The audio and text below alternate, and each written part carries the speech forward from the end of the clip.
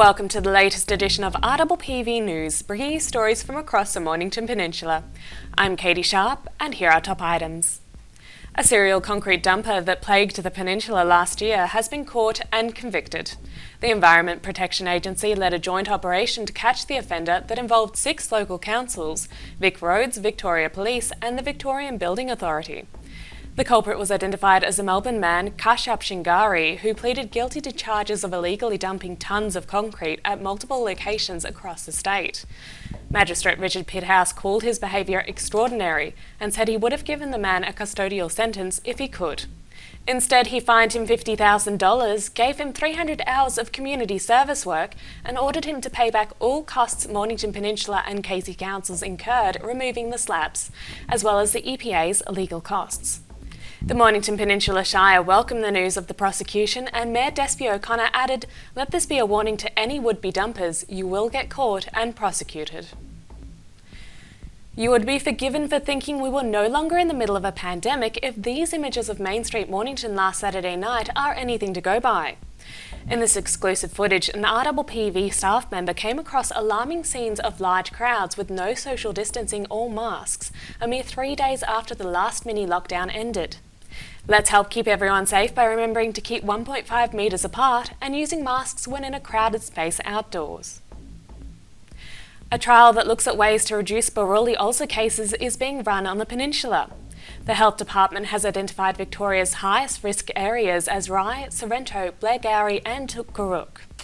Buruli ulcer is a bacterial infection of the skin and soft tissue. It is often mistaken for an insect or spider bite. The lesions can occur anywhere on the body but are most common on exposed areas of the limbs. The best treatment is antibiotics. The Doherty Institute at Melbourne University is leading a trial of targeted mosquito control in Blairgowrie and Rye, as mosquitoes are carriers of the infection. It will involve the use of non-toxic traps called gravitraps and of non-toxic larvicides in backyard breeding sites such as rainwater tanks, septic tanks, ponds and bird baths. It does not involve spraying or pose any risk to bees, wildlife or any other insects.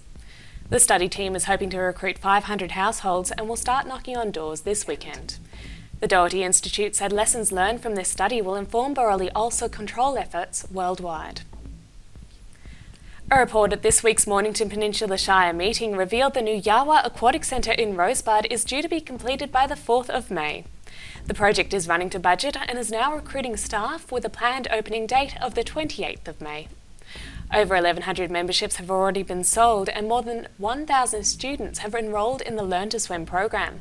The Shire has provided this video of the progress so far. Hi everyone, I'm Dan. I'm the Centre Manager of Yawa Aquatic Centre. I'm here today on site at Yawa to share with you how the build is progressing. Welcome to our warm water pool. As you can see, all the tiling is being completed.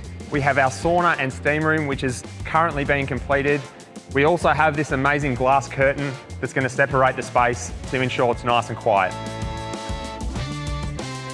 It's exciting to see the exposed aggregate being laid around pool deck. As you can see, there's lots of space between the pool and our grandstand.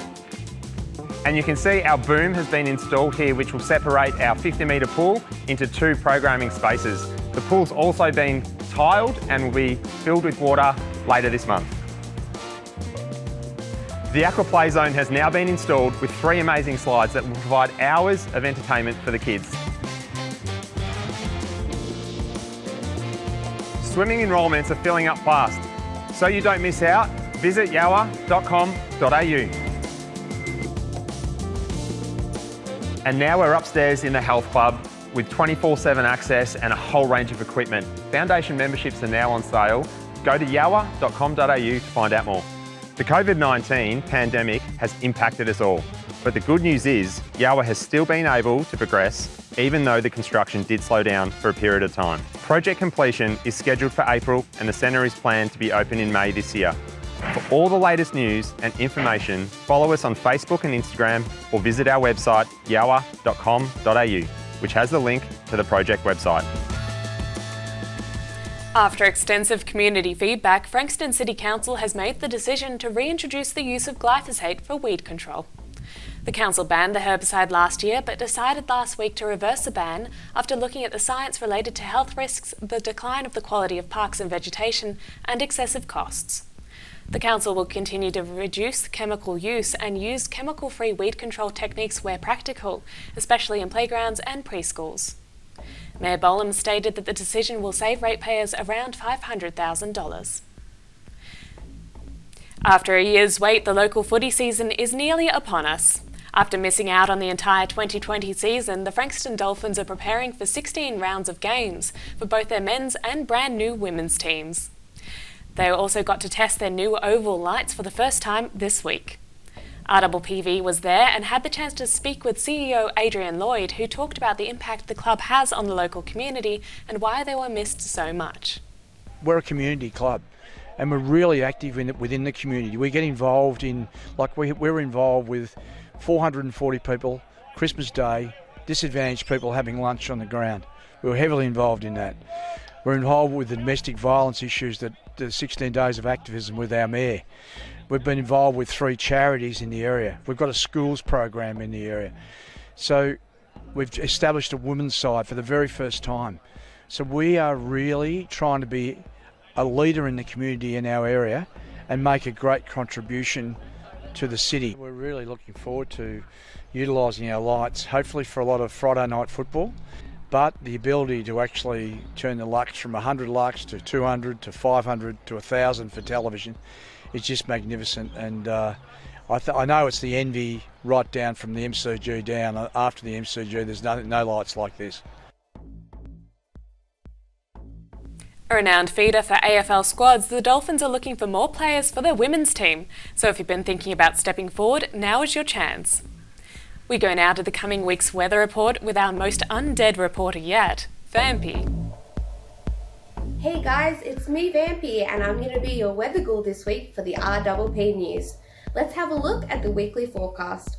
Today we have a low of 11 degrees and a high of 21. Tomorrow a low of 12 degrees and a high of 25. There'll be some light winds coming through in the afternoon. Monday we have a low of 14 degrees, a high of 22. Tuesday, a low of 12 degrees, a high of 18. It'll be quite cloudy. It'll also be cloudy on Wednesday with a low of 12 degrees and a high of 20. Thursday, a low of 11 degrees and a high of 21. Friday, we have a low of 14 degrees and a high of 18. And that's the weekly forecast. So until next time, you have a bloody good day. And now to our surfing guru Muzz with the Surf Report. Hey guys, it's Muzz back with this week's Mornington Peninsula Surf Report. Hopefully got in the water late last week because it was a couple of really good days on the beach breaks, Thursday, Friday. So if you did, I hope you enjoyed it. The water's amazingly warm. Unfortunately, that's probably the best days we're going to have as we come into our last week of summer, and that's not good to say when they've already behind us. So a bit of swell running at the moment, but the winds are terrible, and it looks like that's the way the winds are going to be right through to the end of summer, which is only on the weekend. So it says it all about how average it's been. You will get the water. I think there's another slight jump in the swell maybe on Saturday afternoon or Sunday, but again, as I said, the winds aren't going to be great. It's not looking like we're going to get offshores until at least midway through the following week, but that'll be next week's surf report. So yes, if you want to get wet you will, but the waves aren't going to be great. So enjoy the last week of summer and see you on the other side of the water, and they can only get better. And that's all from our team here at RPPV News, serving the community with stories that matter to you. Keep watching and do tell your friends. Help support our community by shopping locally and dining locally, but please remember to socially distance. Bringing you the news from coast to coast across the Mornington Peninsula, I'm Catie Sharp. See you for the next edition. Thank you.